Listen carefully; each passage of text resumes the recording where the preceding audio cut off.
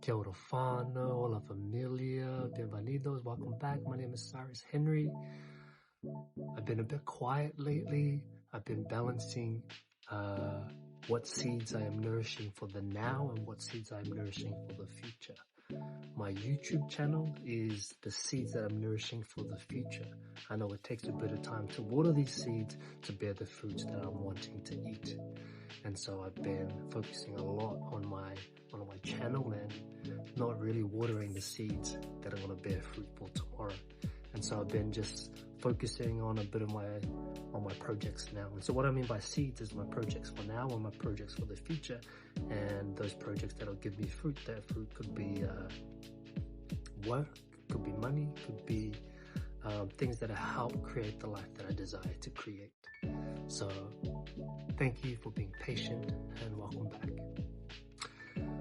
Today's Kōrero conversation video is going to be about the world of plant medicine, my relationship with plant medicine. And the reason why I want to talk about this today is because I have my 4-week course coming up, starting in about a week now, 2 weeks, week and a half. And then also one of my friends that follows my work also requested and asked if I could share a bit more about my plant medicine journey. And so stay tuned. I'll be talking about my journey with mushrooms, with ayahuasca, with rapé, with tabaquito, tobacco, and cacao.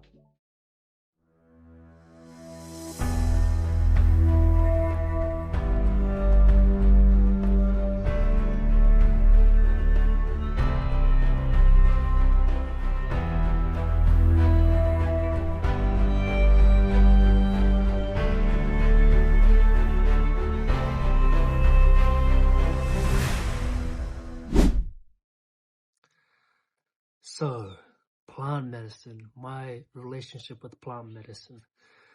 To give a bit of context and history about me is I studied a diploma of energy healing in the years of 2016 to 2018. I finished it, a 2-year diploma.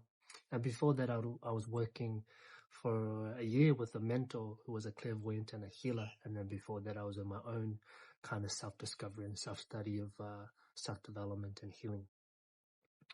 Why that part is important is because when I started to dive into the world of plant medicine, I had already had quite an understanding of my own energy body and what journeying meant. Journeying is a word for visions, hallucinations, psychedelic experiences. And so the word that we use in this world of plant medicine is journeying, to journey. And I hadn't actually experienced any psychedelics up until 4 years ago when I really started it. And I was I had the belief and the discussion within my head that I can journey without substances, and which I had been, and that was due to deep meditation practices, healing, self-discovery, and self-inquiry, that I was able to have quite vivid psychedelic hallucinogenic experiences. And I've spoken about it on one of my videos about this journey that I had of going into the future. So I was already quite had already quite an experience with journeying. And throughout my whole years of childhood, teenagehood, young adulthood, I hadn't really explored any substances. There was maybe the recreational party drug, but I'd never really dived into psychedelics, mushrooms, LSD, acid, even Santa Maria, marijuana wasn't really an interest for me. And so fast forward to about 4 years ago. 4 years ago, and how I got there, right, was so I'm a professional artist by trade. I studied performing arts, and then I studied the healing arts, performing arts being dance, acting, and music. And in the year of 2019, I was working on a theater show as a dancer for a show called Another Rose in America. It was a 6-month contract. and COVID happened. COVID postponed my contract. I was gonna come home back to New Zealand. I was living in Australia at the time, and I was gonna come back to New Zealand to just be with my family because I had quite a bit of money. But my family said, no, just wait it out, just stay there. And I was like, oh, okay. And then I was like, where am I gonna go and wait this out? Because I thought, and we all thought, that it was only gonna be like a couple weeks, a couple months. And so I went to Nicaragua, where a friend of mine that I grew up with in New Zealand was living there. And so I went there because he was the closest person that I knew. And we were brothers growing up. And so I went there to hang out with him and be with him.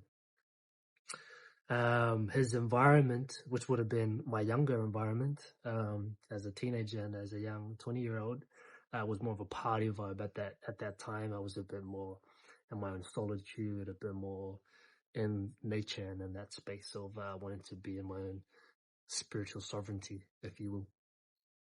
And long story short, the whole world shut down, and soon realized that I was stuck in that country. Divinely guided, if you will. My tipuna, my ancestors took me there, and I'll tell you why in a shortly. And then 3 months living in Nicaragua, where I was with my friend in a more of a party environment. I surrendered to the experience. I surrendered to the now. It was amazing. And I was calling in my tribe. I was calling in artists, healers, and therefore I found them. And it was like, what had happened was when inside the country of Nicaragua, people were starting to do local tourism. I heard of this crew, this team, this group called Momentum Collective. They were on this island of Umatete, which is an infinity. An island's got like 2 volcanoes, and it looks like an infinity. And for me, my body of water is the ocean, and that was on a lake. And I thought about going there, but then I was like, no, I want to go to the ocean.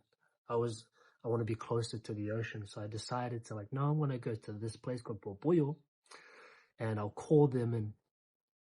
And I'll move to Popoyo by myself. And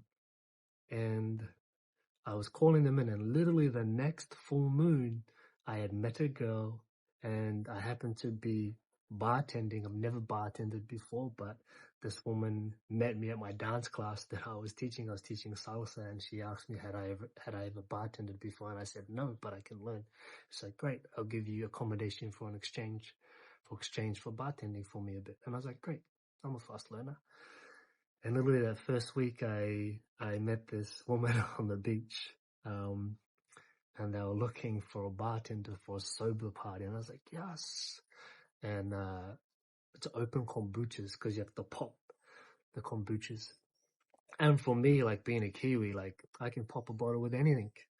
So I was like, yes, sober party, great, amazing, I'm in. And that full moon party was there, and let me tell you this much, it was amazing. Sober party, and just all these magical creatures around, all these artists, people doing handstands, people dressed up as, it was amazing. And that's when I first experienced a few things, actually. So I was working on serving cacao. I'm serving kombucha.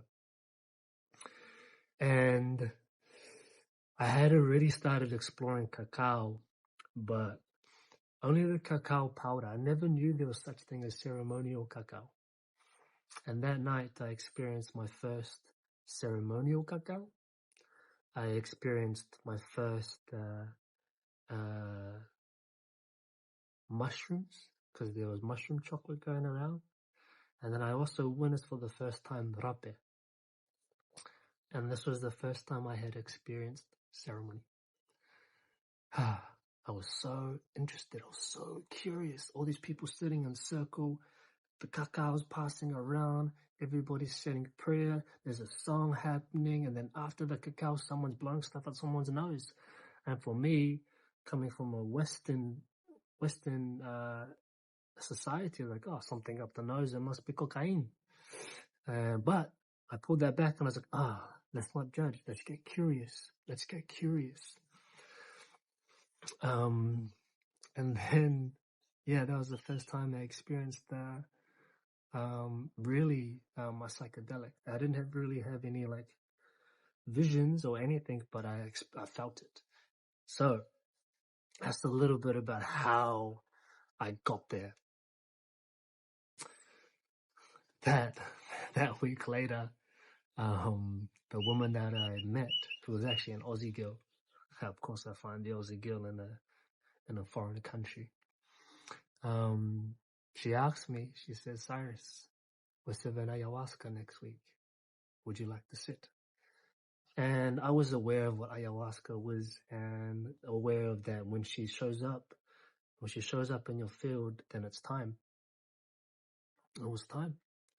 And I have another video about my first journeys with ayahuasca. And that was the start. That was my initiation into ceremony, into the plants.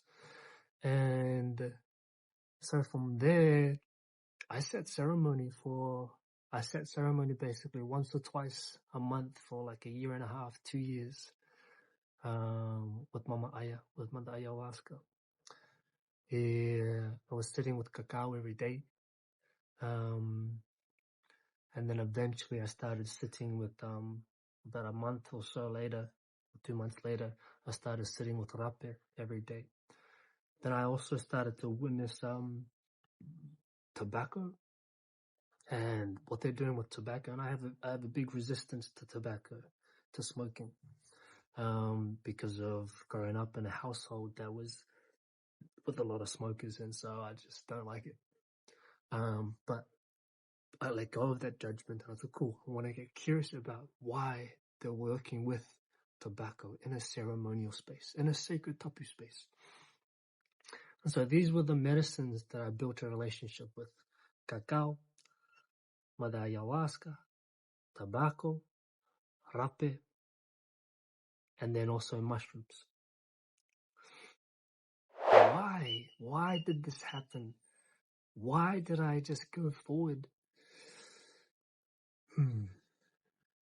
Because it was time. And when I felt that first call from my friend to come sit with Mama Aya, I was like, cool, it's time. And I had already quite done a lot of work on myself. And I had already experienced journeying through meditations. And so I'm like, I wonder what's for me here. And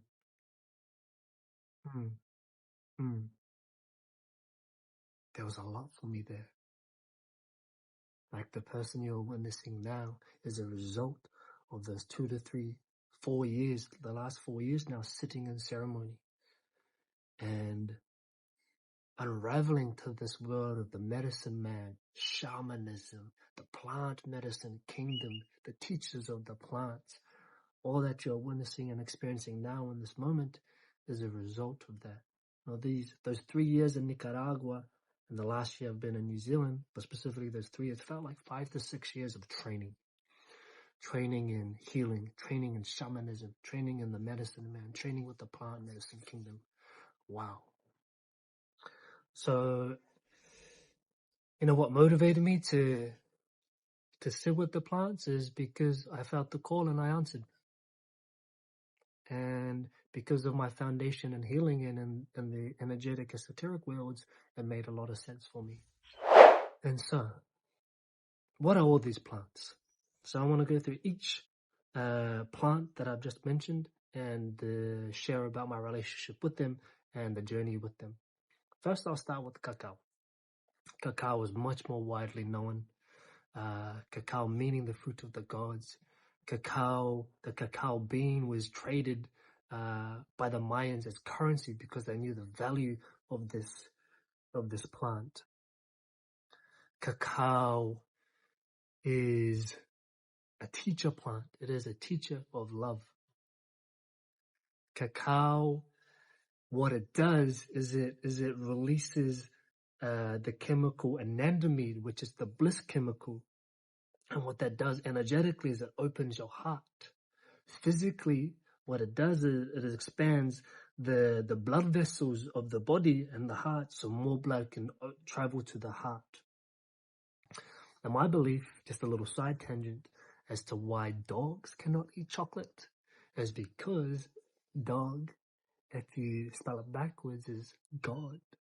And dogs represent loyalty, unconditional love, right? Compared to a cat. Cat has love, but they're more independent. But dogs represent unconditional love, which for me represents that of God. And so if you give cacao, the fruit of the gods, cacao that opens the heart to a dog, they will die because their hearts are already big enough. And so I have no idea how I came to this. These are like different things that I've learned that just came to this discussion, this concept. So, cacao.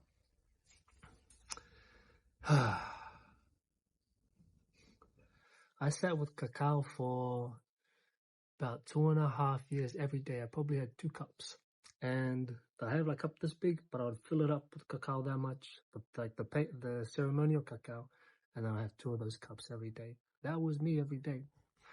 At that point, I wasn't quite aware of what was actually happening on the subtle levels. Obviously, I knew that it was the plants of the heart. It has a high concentration of magnesium, and it's a great way to break a fast. And so I sat in many cacao ceremonies, learned different ways on how to work with cacao. And one thing that's actually really potent for me is as my time started to wrap up in Nicaragua, I stopped drinking cacao, and I noticed my body no longer wanting cacao, and I started to switch to tea. And I haven't really been a tea drinker in my life, but I was blessed at that moment to be living in front of one of the largest medicinal herb gardens in Central America, built by my beautiful friends. And at that time, I was like, oh, this is also plant medicine as well, because all the plants can teach us things. And so I was like, oh, maybe it's time for me to have a new teacher. And I was the teacher of these plants, tea. And so my friend happened to arrive there because he doesn't live there, like a week later. And at that time, I was like, I don't know anything about these plants. I need my friend to come tell me. And then a week later, he came and then he showed me all of these plants. Like, these are the ones for tea. And so I switched to medicinal herbal tea, and started to work with the wisdom and the teaching of that. Because like I said, plants are our teachers. And segue, if you want to join me in Way of the Plants, a 4-week online journey, we start on the 30th of October. Anyway, cacao. So I noticed that I stopped drinking the cacao. And what I had realized and insight is like, I've just been building my foundation of unconditional love, so that when I arrive back into the Western world, my foundation of love is so strong that I can hold, experience, dance, weave with the many experiences that exist in the Western world. And the many experiences of being people. People that may have forgotten what love is, may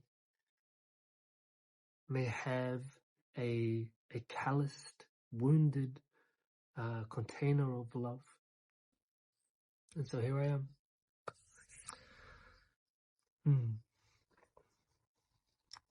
What else did I learn about cacao? Yeah, it was such an accessible plant, medicine to experience, to witness.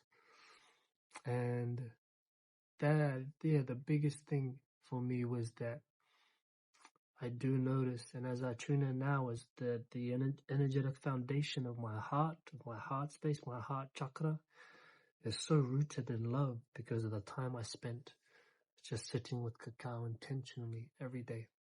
in ceremony every day with the cacao. The next plant that I started to work with is Mama Aya. Now, a question I get asked is like, some of the discussions I've heard recently is Mama Aya is a trickster. Mother Aya is, she gives you a beating. And so this is how I explain Mother Ayahuasca. Is she's called Mother for a reason. And in my own understanding of the woman, of the feminine as the mother, there's a quote that I learned that I've also adapted, is the mother, the feminine, the woman, reminds you of who you truly are. The father, the masculine, the men, guide you to the potential of who you can be. So a mother, if you were fortunate enough and had the blessing to have your mother in your life, or a mother figure, is they remind you of your heart. And so they create a space for you to be reminded of who you are. And so what happens is Mother Ayahuasca will only share with you what you're ready to experience, because she knows your strength. So she's reminding you of your strength. So if you do and are afraid of a traumatic experience or a wound that may come up in journey, and it does show up, know that Mama Aya, Mother Ayahuasca, your mother, has brought that up because you are ready to go through that. You are ready to experience that. She's reminding you of the love that you are.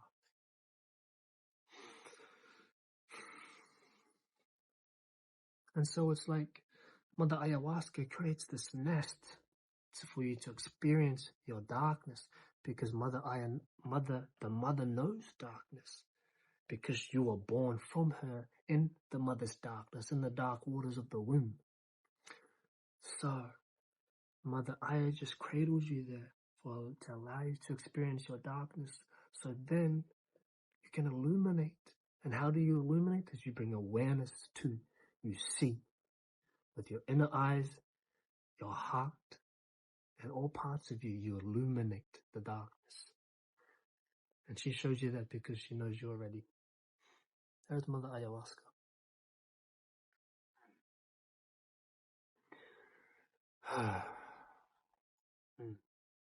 And so my journey with her is, was sitting with her for once or twice a month for 2.5 years, 3 years. And I started to naturally be part of, the team that can support those that are sitting.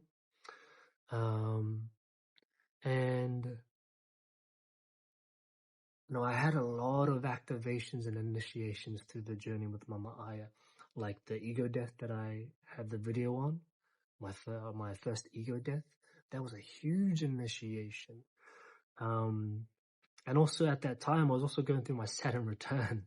And I remember actually sitting on my Saturn return, my 28th birthday, in ceremony.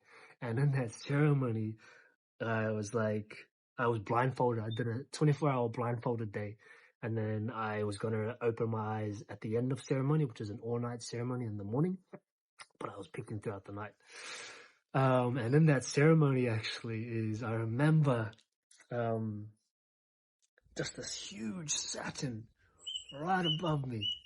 Wow, it was amazing. And then also at that time, I really experienced Tantra, because throughout that journey, I was having a bit of an experience with my lover and a man. But in the astral world, we're genderless. There's no male, female. And so at that time, I was having this vision of me in the astral world, having this beautiful, sensual, erotic experience with my lover and one of these brothers that I met, and we became quite close. And so in that world, we were just interweaving together. It was amazing, actually. And also to speak to that, I am not interested in men, at least the male vessel. I just really enjoy women. So that was here on my Saturn return. And so, yeah, I've had so many initiations with the biggest one would be the ego death, my Saturn return. And then, there's one other one, two other ones actually. This one other one would have been one of the most visual experiences I've had with my eyes open, because quite often I only see with my eyes closed, but this time my eyes were open and everything was super wild and amazing. But that journey, the invitation there from Mama Aya was, she said, if you want to walk this path of spirit, you also have to accept all the denser or the more lower vibrational spirits. I'm not too sure if I've spoken about this in one of my previous videos. I may have. And so she said, she's like, I want to give you a taste of what that is. Because before I was walking, I had the door a little bit open. What I mean by the door between this world and the spirit world. And so I was able to filter like good spirits to come through, and I can have it's a bit of an easy experience. And so what she did, she was like, I'm going to open the door wide open so you can experience it. Boom, open the door wide open. Boom, noise went really loud, and I was hearing whispers, voices, very, very loud. And then I was seeing like shadows moving, and then I was seeing all the loneliness and all the lower vibrational energies that are imbued in that land. It was super intense. So intense. Like it was loud voices, like very crisp, clear voices. And like after like 2-3 hours, because the journey is roughly about 8 hours, 2-3 hours, I was like, let's put a pause on this, and I'll get back to you in a week. But let's put a pause on this because it was quite intense. So I put a pause on it. She kind of shut the door, and then a week later, I went into a bit of an initiation offering ceremony, and then I accepted. But I put a boundary. I put a contract. I was like, this is what I accept. This is what I don't. And basically, what I said was like, what I don't want to experience is I don't want to get confused as to which is reality, at least which is physical reality and which is a spiritual reality. By that meaning, I don't want to get confused if there's a spirit here and I'm talking to the spirit and in broad daylight in front of everybody, and then I get confused because my first teacher said to me, she's like, Cyrus, be careful with clairvoyance because it's scary and it's confusing. I was like, makes sense. And then she told me about how you can set boundaries and contracts. And so I set this contract of I don't want to see spirits, or at least I don't want to see spirits. I'm happy to see an energy, and that's okay. And I only want to see and work with spirits that are ready to move on or do healing work with me. I don't want to be pestered by spirits that are not ready to move on. And that was the contract. Oh yeah, I spoke about this in my healthy boundaries. Go look at my how to set healthy boundaries with the physical world and the spiritual world. So I spoke about it and then as well. Yeah. And then my last biggest initiation with Mama Aya was I got invited to a private ceremony. And so a friend of mine is walking a path called Camino Rojo, I'm pretty sure, the red path, and has been training with his teacher who's from Uruguay, and for like 3 to 4 years now. But like the training is like 6 to 7 to 8, 9 years, which is the old ways, is you walk this path, which I'm also interested in this path, and I've asked about it, and then the shaman said, do vision quest for 7 years and then we can talk. I was like, great. But anyway, I was invited to a private ceremony to sit, because he had recently just been given the blessing to sit privately and host a private ceremony. What that means is with friends and people we know, and only small groups. And so he invited me, and I was really excited to be invited. I was like, yay! And at that time, actually, I'd been doing a lot of serving a lot of one-on-one mushroom journeys, and working with specific tool or specific practices and techniques that you would work with in Mother Ayahuasca ceremony. And as I was sitting, getting ready, kind of getting my space ready to be in ceremony, my friend comes up to me and whispers in my ear, and he's like, "Cyrus, are you ready to work?" No, he said, "Cyrus, do you want to work tonight?" And before I could even answer, my body said, "Yes." And then he's like, "You know what to do, right?" I was like, "Yes." Great. And that was it. It wasn't like a preparation speech. It was like, "Are you ready? You know what to do." And that's like the definition of you never have to get prepared because you're always prepared. Bam. And it was it was amazing just to be like, yeah, I know what to do. What my responsibilities was my friend oversaw and held the entirety of the space. And my role was to tend to the fire, because there's a certain way they work with the fire, which is the logs, the firewood pointed in an arrow towards the east, and I have to keep that organized and then make sure I move embers to the tip so we can have it for blessings and stuff. So I have to organize that all the time. Has to be clean, has to be organized, because that is abuelito fuego, grandfather fire, and grandfather fire keeps us warm and guides our way home. And have to share song when in between his songs when he's ready. And then I have to tend to people if they go for a little wee wee wawa tikito, and I just go look after them. And then I had to serve rapé. That was my last ceremony I sat in Nicaragua. Bro, I smashed it. Boom, like bam, like I was ready. I was ready for that moment. I was ready for that initiation. And there was a part of me that wanted validation and a bit of a invitation into his practice, into his work, because their group is quite closed, at least in my own perception. And so I felt really quite validated to be invited firstly to work, and then also know exactly what to do, because I had been training it in my own time, practicing the songs, sharing the songs, setting my own ceremonies. Yeah. Man, it was amazing. And it was so interesting. Like, there's a part of me that wanted a bigger validation and affirmation from my friend, one of my teacher, I would say is a teacher of mine, and wanted to be like, "Cyrus, good job. Wow, you really knew what to do." But I also felt like it was gonna be, and that was it. It was like no words really exchanged. It was like how I perceived that was like good work, and that was it.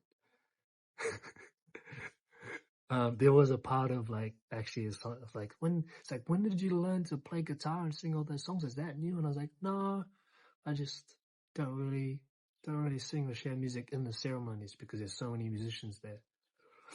But yeah, that stoic validation of like, good work. So that was a huge initiation. The last ceremony I sat in Nicaragua. Yeah. And then recently I have sat ceremony here in New Zealand, actually. Not too long ago, a month ago.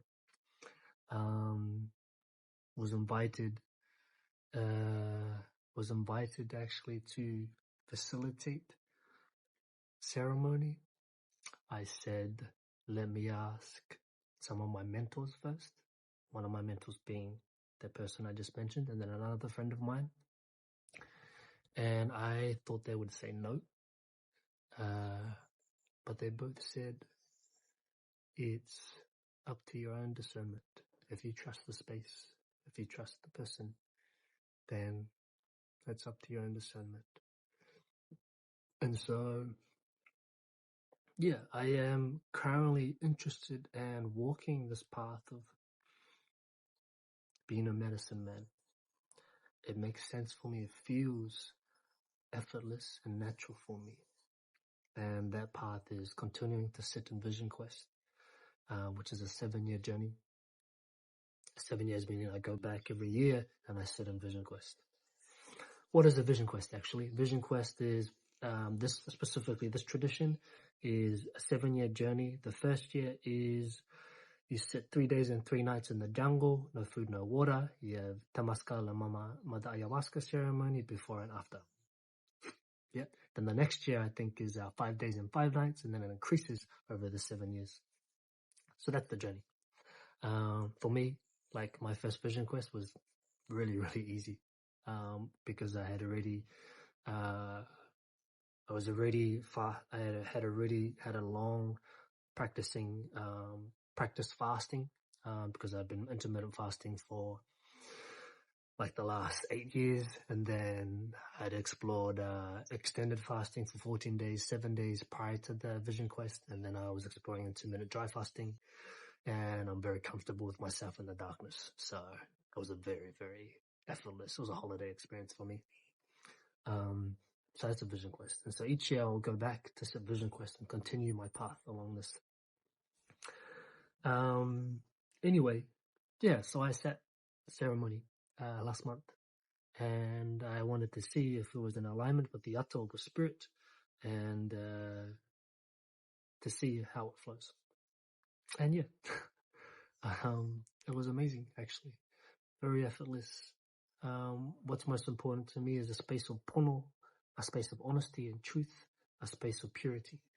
And that space is a reflection of me and how I navigate and hold and weave the space with the ritual, with the other plants I work with song and vibration, and the people I invite into that space to also support and weave in that space.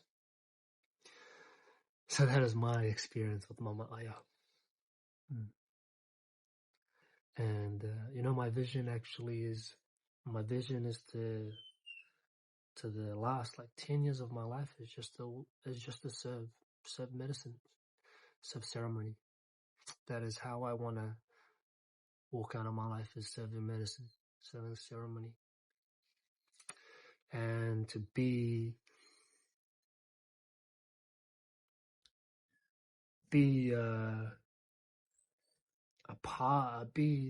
a person, a leader within Aotearoa, New Zealand, in plant medicine ceremony, and interweaving my culture of Te Ao Māori and this culture that I've been initiated into of plant medicine ceremony. And so I'm already weaving, introducing karakia, paunga pūoro, takutoki, pure, into ceremony.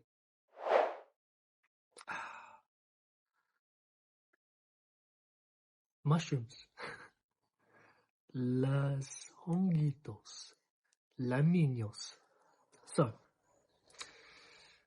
Mother Ayahuasca is the mother plant medicine. Cacao is a teacher plant. Mushrooms is the little children. And they're referred to as the little children, la niños. Why? Because if you've ever sat and experienced mushrooms, quite often the experience is like, wow, everything's amazing, so much energy, wow. And or, oh, this is really hard, paranoia, death. Because in my understanding, there are two energetics that are present within working with la honguitos, la niños, the mushrooms, is the child energy, which they're called magic mushrooms because you experience magic, you experience awe, but they're also the decomposers of the world. So mushrooms, the decomposers, they eat everything that is decomposing, and so therefore they're also a symbology of death and the underworld. And so quite often we can have a mushroom death, or we can go into our inner child, whereas our closest time we are to being born, which is also death, being born into this world, death, boom, child. And so there are two ways you can experience energetic that can be present with working with the mushrooms, is either the child energy of all magic, curiosity, and playfulness, and or death. And it's not a physical death, it's a psychological ego death, it's an emotional death, it's a mental death. what's really important here is that, the mycelium network, which are like roots and webs that spread out. And there's a discussion that the real owners of this earth are the mushrooms, and the mushrooms also apparently live out on outer space. But anyway, the mycelium network mirror reflects the neuroplasticity of the brain. So why, and my understanding is why mushrooms can be supportive for the self, for healing, for trauma healing, for addiction, is because it can fire off old neuroplasticity networks. Say that network could be the reminder, the love network, and or hope network, and or courage network, because it's been shut down by trauma, wounding, and substance abuse. And so sometimes it takes the mycelium network of the mushrooms to go boom, fire it back up. And then also the mycelium network can also fire new neural pathways. That's my own perspective. And if you want to learn more about how it's supportive, do some research, ask some professionals. I'm not a clinical Western person, therapist, professional. I'm on the other side of alternative identification, medicine man, shaman person. So just take what I hear with, receive what you want, leave what you don't, do your own research. And so I had started working with mushrooms a little bit after, quite like maybe like a year after, or like half a year after, working with Mama Aya. I listened to my journey with Mama Aya, and I wanted to start understanding how to facilitate ceremony. And having a foundation in healing, having a foundation in already working with people, the human reality, I felt like that gave me a great foundation of how to be and facilitate ceremony. And so I started to, first I was initiated into facilitating a group ceremony with a friend who had been facilitating the ceremonies a few times, mushroom ceremonies. Then sitting with different people in mushroom ceremonies. And then I started to do my own. And then I started to work one-on-one, because I was starting to create ideas on how I would like to work with the mushrooms. And yeah, one thing, the things I've learned about working with the mushrooms is it's powerful. I've learned, the biggest part is the mycelium network and the link to neuroplasticity. And working with the right dosages, what creates a safe container, how to initiate people into the journey, soften them in, how to build up to the climax safely and or into their darkness safely, and then bring them back home. And that was all in the foundation of my own healing practice, plus also sitting in ceremony. Yeah, and so during my time back in New Zealand, I have facilitated 4 one-on-one journeys. All really amazing, and really, really beautiful. And one of the big things here for me is because mushrooms is an accessible plant, that most people's experience is a bad, like a negative experience. And so my intention and my passion is to share the art of ceremony and what it means to come into ceremony and be in ceremony with the plants. And I'm sure, like, it's each to their own of how they work with mushrooms. Like for me, I don't work with any of the medicines recreationally. It's only in ceremony for learning and or facilitating ceremony.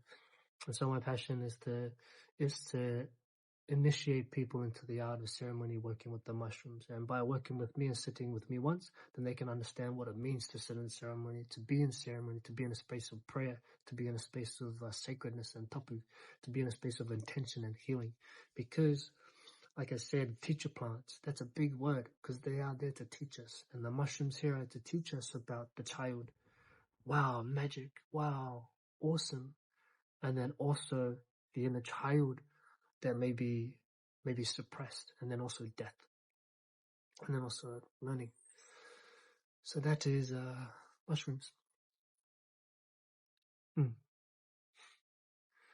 And so if you are wanting to sit with me, just reach out.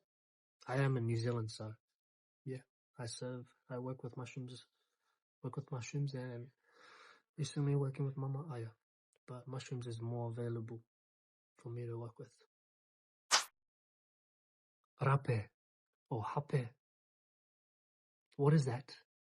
No, at the start I was talking about the first cacao ceremony when I saw someone blowing stuff into someone's nose, and I was like, what is that? The only thing I've ever seen nose go up someone's nose is cocaine. But like I said, I withheld my judgment. I softened and I got curious. After my ego death, my first ego death, Mama Aya, prior to that ego death, I was always quite grounded.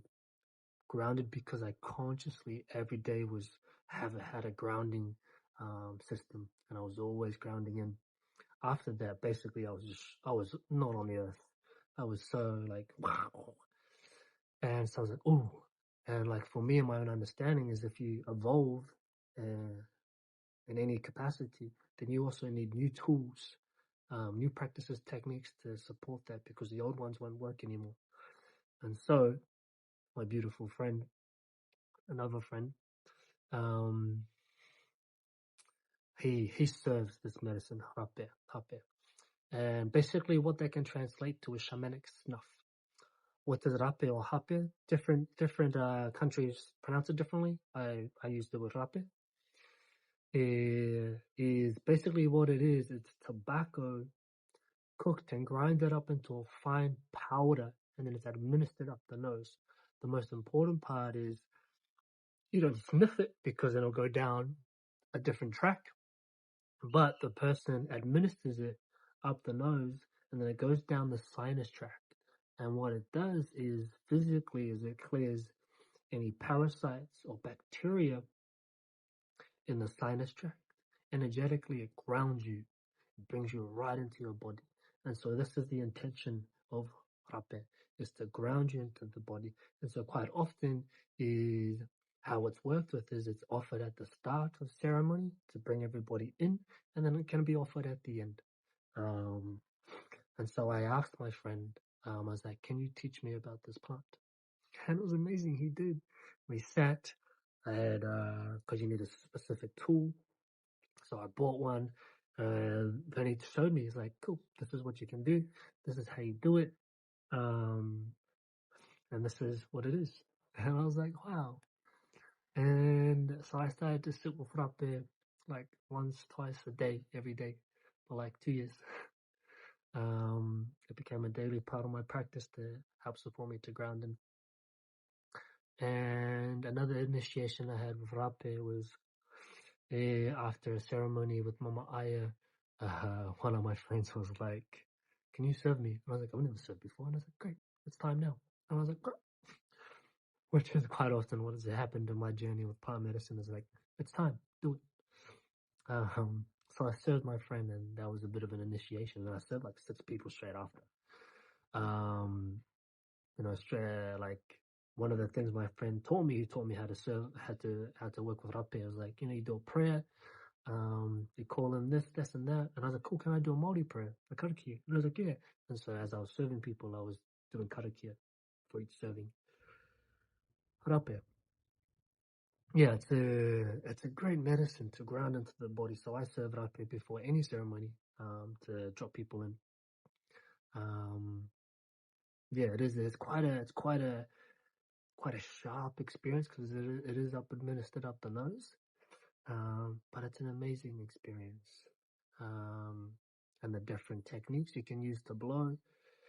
Like there's the jaguar, the hummingbird, there's a more softer version, there's a more stronger version. Like the jaguar is like a, and then the hummingbird is, it's amazing. Anyway. Now that brings me to my last medicine that I work with is tobacco, tabaquito. So I remember seeing tobacco, and I remember seeing people in ceremony that they like have a tobacco and then they'll blow it on themselves. And then in the ceremonies at the end, the shaman will come around and do a smoke cleansing and clearing. And it was amazing. Like just, what would happen. And for me, like I said, I have resistance to tobacco because of growing up in a place full of cigarettes. And so my understanding of cigarettes was like, it's bad for you. And so witnessing these people work with tobacco in a sacred ceremonial way, I was like, I have to learn about this. And so what I did was there was actually a tobacco workshop happening, and I was probably one of two people that went there out of the whole group. And so I went there to learn about tobacco, tabaquito. And what I learned was, like any great story, is tobacco was colonized. Tobacco was colonized. What I mean by that is, the colonizers came to the Americas, South America, Central America, and they saw the indigenous people working with tobacco and rapé, and they just took the plant without understanding its medicinal purposes. And then they obviously distorted it into what you call now cigarettes, with this infused with a lot of chemicals. But its original purpose as its teacher is, it is a teacher plant, tobacco. And what it teaches is tobacco is used for prayer. And because the tobacco is you blow, you make the tobacco and then you blow, and it can share with prayers, and then it also can cleanse and clear. So it's one of the stronger medicines for cleansing and clearing the being and the vessel and the space. Tobacco also, I also did a private workshop with a friend, and I learned more about tobacco, and you can do a tobacco purge. So you have like a tobacco tea, organic, ceremonial, pure tobacco, and then you drink lots of water, and then you drink the tea, and then you purge. And so it cleanses and clears the body as well. So tobacco is a powerful medicine. And one of the things I heard was, because it represents the masculine protection. And one of the things I remember was quite often all the chiefs or the leaders, the chieftains would come together and circle around the fire, and they'd have their big pipe, and then it was silent, and then they would just smoke. And because quite often what I learned was that the tobacco can evoke clarity in words and prayer. And so they'll smoke, and then they'll speak and make important decisions with tobacco, and then they'll pass it on. So tobacco is a medicine first and foremost, a teacher plant for protection, of cleansing and clearing, and of prayer. And so, and so I learned about it, and I started to work with tobacco and understand how to work with tobacco. And those are all of the plants I've worked with. Cacao, Mother Ayahuasca, lahonguitos, the mushrooms, Rapeh, and tobacco, tabaquito. And so this is my relationship with the plants, at least these plants. And one of the biggest things I've learned there is that many plants are our teachers. Like as simple as lavender, sage, our household ingredients, they all can teach us things. What else? Rosemary. They all have an energetic frequency that can teach us. So way of the plants is, we work with kawa, which is a plant in New Zealand that everybody knows. And, my understanding of what I've learned about kawa is it is directly connected to io, to the atua. And kawa is also the plant of the heart, because the leaves are the plants of the heart, and it's for everything. It's so versatile. And so it made sense for me to work with kawa, and then also bring in the idea the intention of working with your whakapapa, who you are and where you're from. So it's important for me to start learning about the New Zealand runga, Aotearoa runga, and the plants here, and start to build a relationship with the plants here. And then we move into mushrooms. There's not just psychedelic mushrooms, there's also medicinal mushrooms. And I've been working with medicinal mushrooms prior to Nicaragua, chaga, cordyceps, lion's manes, all these beautiful medicinal mushrooms that can support us and teach us. Wow. And then we journey into cacao, and then we come together in plant medicine ceremony with Mama Aya. And like I said, my passion is ceremony, to teach about ceremony. And for you to understand what ceremony is, and then to walk a life of ceremony, walk a life of intention, of prayer, and sacredness. Just a disclaimer for anything that I shared, that none of this is encouragement to go experiment and explore, and also explore and experiment, but be safe. Know who you're with, know what you're doing, research, ask for support, because there are a lot of bad experiences that people have had.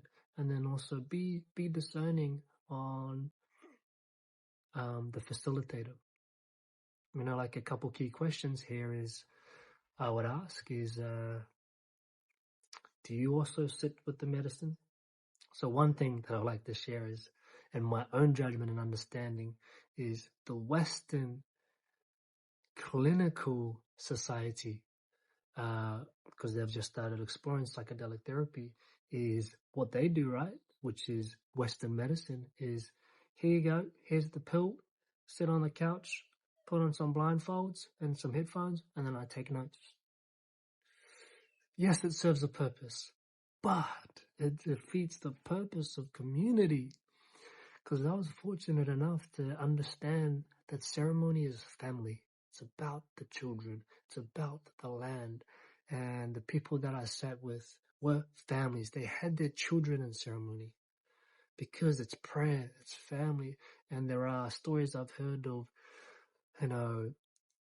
ceremonies that have been unsafe, where the person facilitating is manipulating the space, which hasn't really built deep reverence with the medicine, which is just there for ego, which makes my job harder.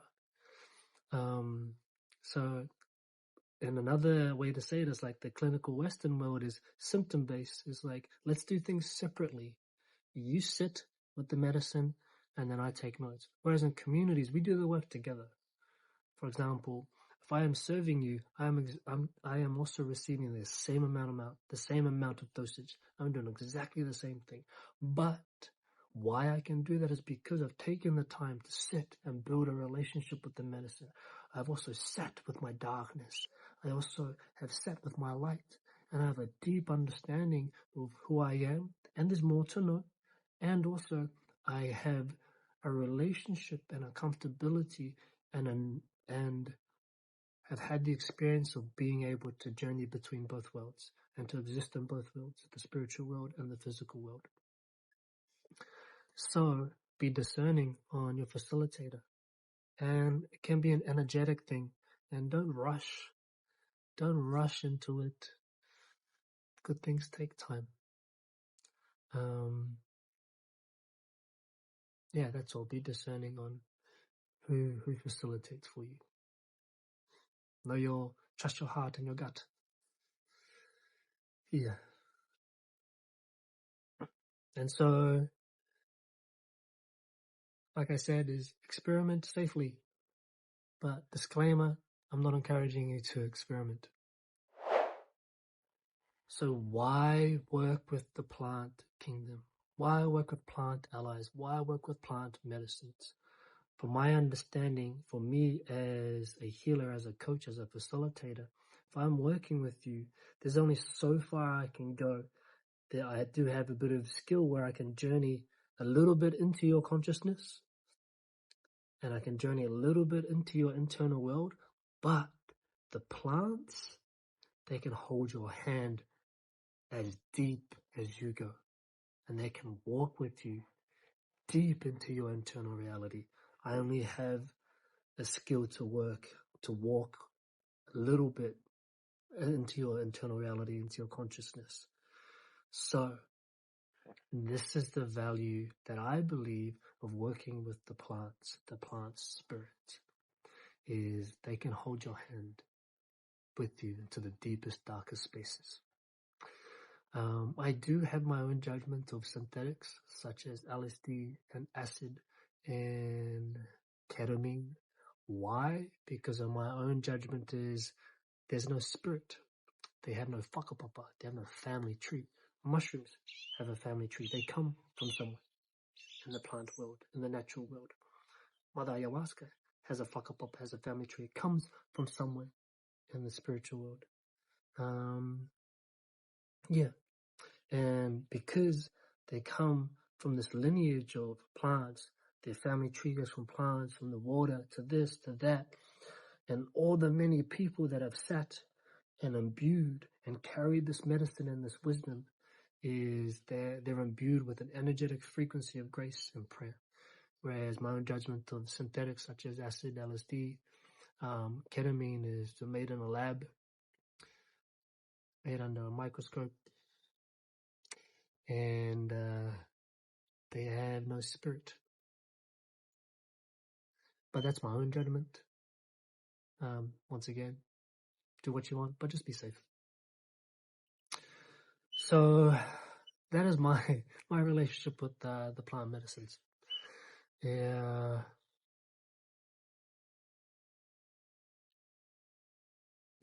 my vision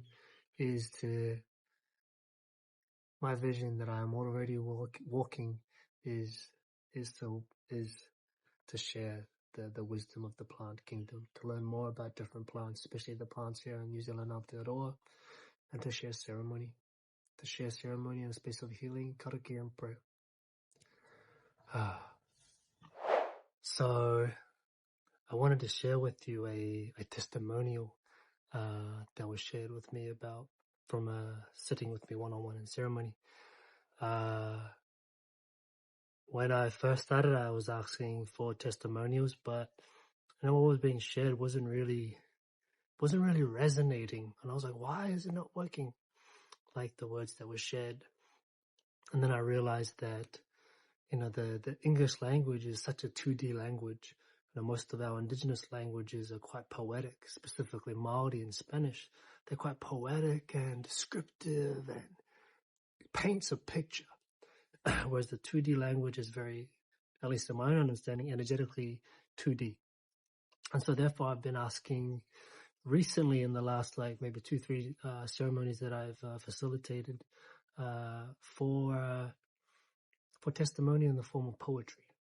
And so I want to share with you one of those poems. And I want to read it as well.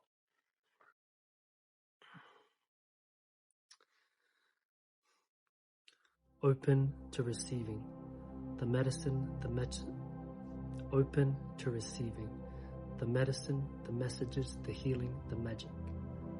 Thank you for the remembering of me in each breath, the being without thought, without judgment, remembering the fullness of me, all of me, how rich, how blissful, how special.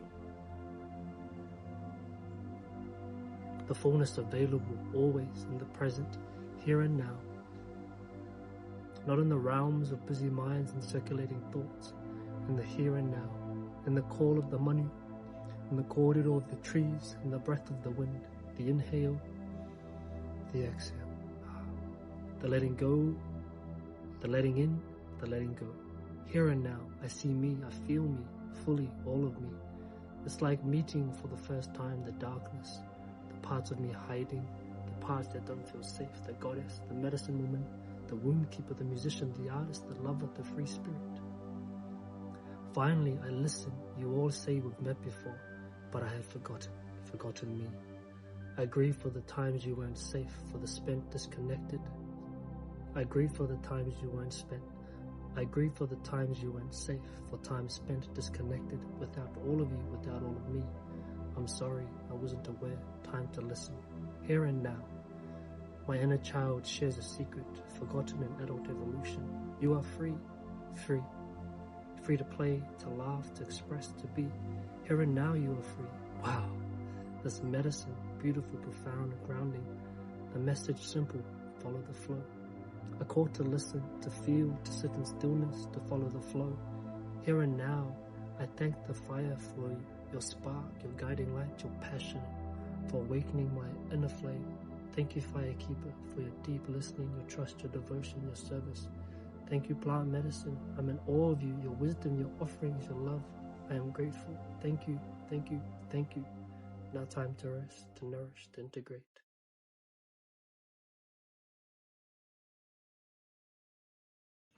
So, I will close with a song.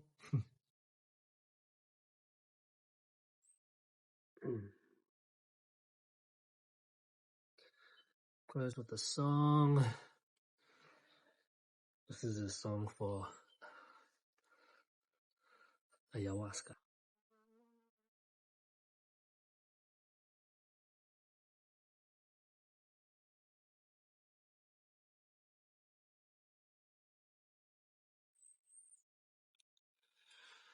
So, thank you for listening to this really, really long talk about plant medicine. Really long. I had a lot to say.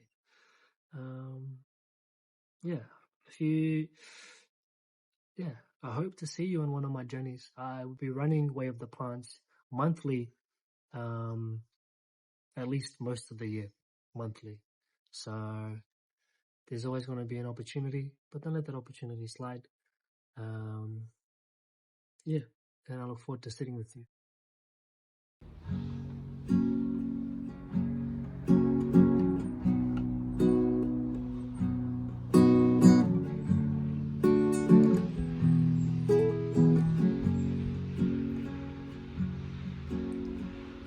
Como gotas de agua fresca van cayendo en tu mejilla.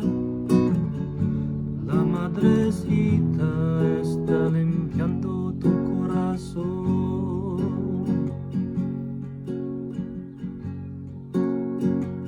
Estrellitas de mil colores palpitan en tus visiones. Ya no lejos se escucha que canta la ay ay mamá.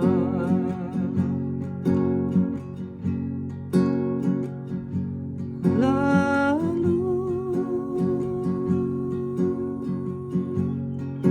ilumina tu interior, ríos de agua viva corren, corren por todo tu ser.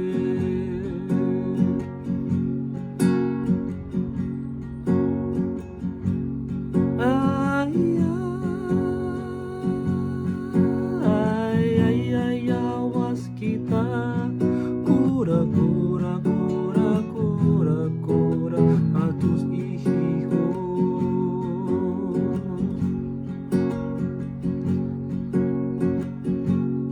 Ay, ay, ay, ay, ayahuasquita. Canta, canta, canta, canta, canta el ay, ay, mamá.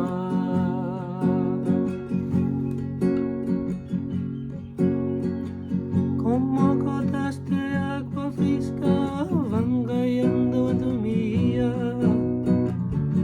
La madrecita está limpiando tu corazón. Estrellitas de mil colores palpitan en tus visiones. Yo no lejos se escucha que canta la ay ay mamá.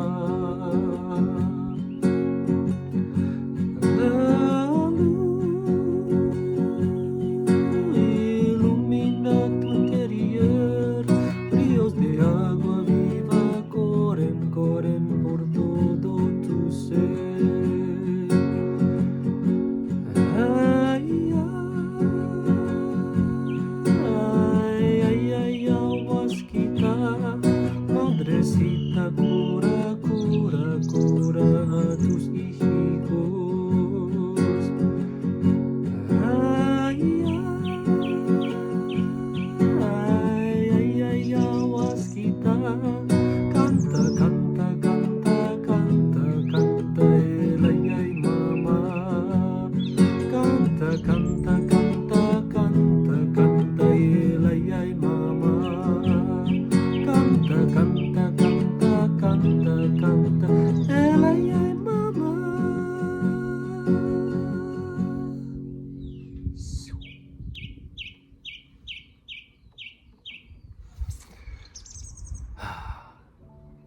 Make sure you subscribe, like, follow, comment. I'd love to hear your response to this. Ohoti hei, ora.